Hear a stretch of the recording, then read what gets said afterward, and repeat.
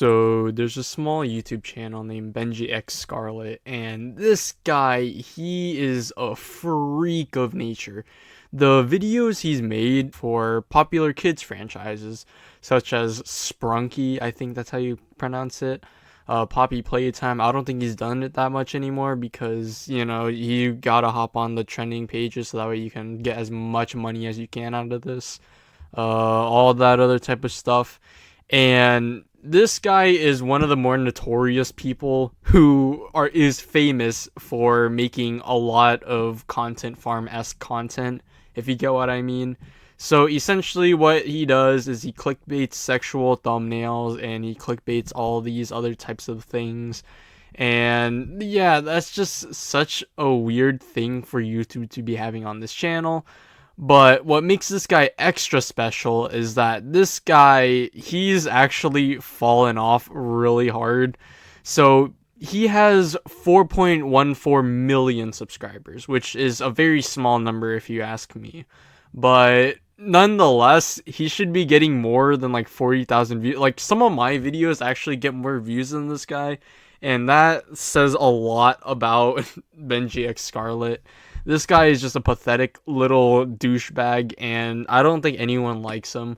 But the views don't matter. What really matters is this guy constantly clickbaiting butt cheeks onto the thumbnail, and it is just absolutely abhorrent how this type of content is being marketed towards kids.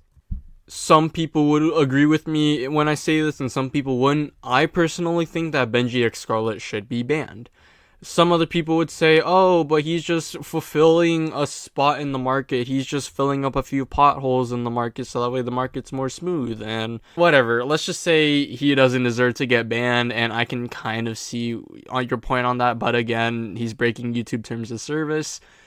At the very least, this should warrant like some sort of community guideline strike, because this guy has been clickbaiting butt cheeks for so long. Like, this is the first thumbnail that I could find. Like, I'll show it on screen. That's the first thumbnail I could find of him clickbaiting butt cheeks, as far as I can tell in the history of this channel. Who knows? Maybe this person's been banned before. I don't know.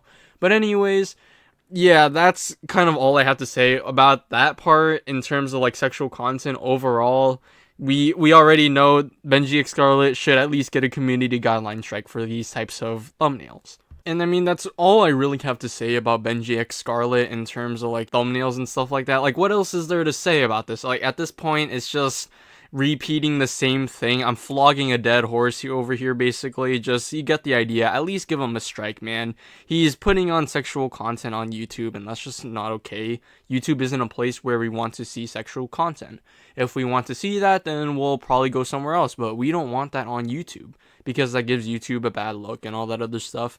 But I can forgive all the sexual thumbnails, and I can forgive all the...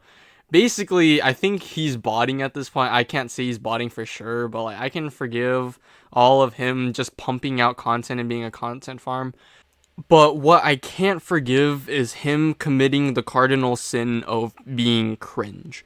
So what I think makes me and a whole lot of people on this earth cringe at his content is that he's just stooped to such a level where he's essentially Ronald McDonald for the kids. He pumps out very, well, I mean, in my opinion at least, low quality content where he just, I don't know, talks about Sprunki or whatever that thing is.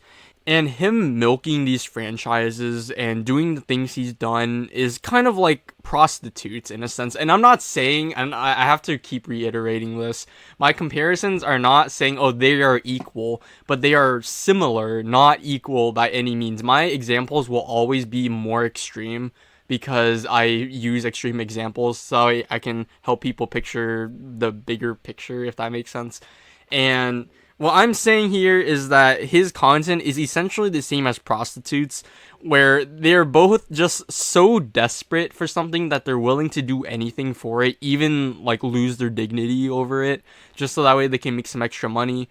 And hey, I mean, like, at least prostitutes, like, they provide something valuable. They provide like sexual satisfaction, if that makes sense. So at least prostitutes are doing something productive. Whereas this guy is already going into a really saturated market and he's filling up this market with so much dribble that 90%, like I'm just throwing out like a random number out there, but approximately like 90% of the YouTube audience isn't going to want to watch that stuff. So that's why he's losing viewer retention. And speaking of low quality content and him just basically pumping it out there and flooding the market with like all this shameless dribble, I can also explain why, objectively speaking, I feel like his content is pretty bad. And like, it's a fact that his content is bad.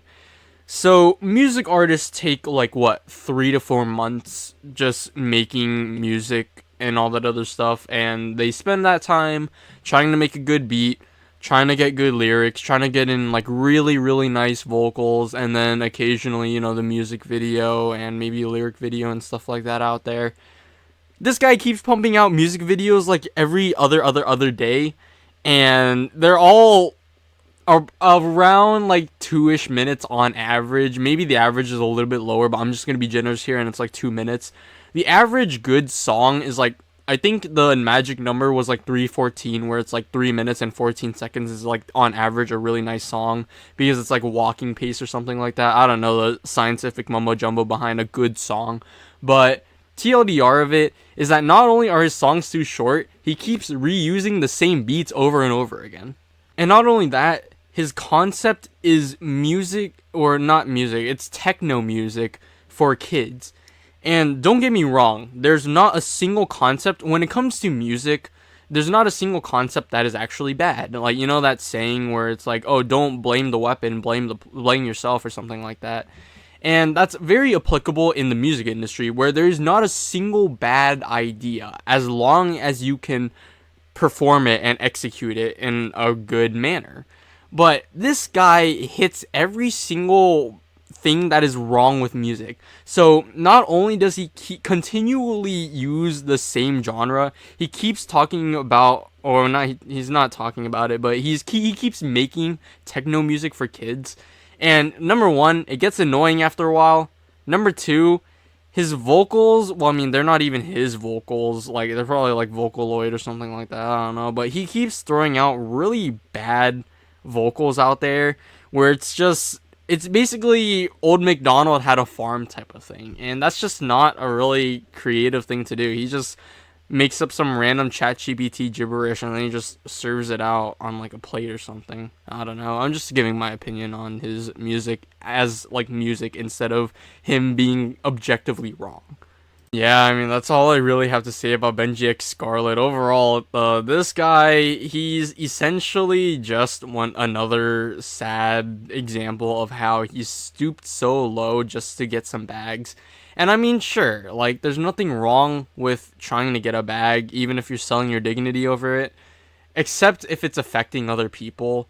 And in this case, he is one of those people, and he's not like affecting people on the level of like people like Johnny Somali or other douchebag content creators, but he's still clickbaiting inappropriate content to kids, and that's just something that's not appropriate on this platform. We need to keep inappropriate content on websites that are designated for inappropriate content. Yeah, you get the idea. That's really about it. I hope you all have a good day, and bye.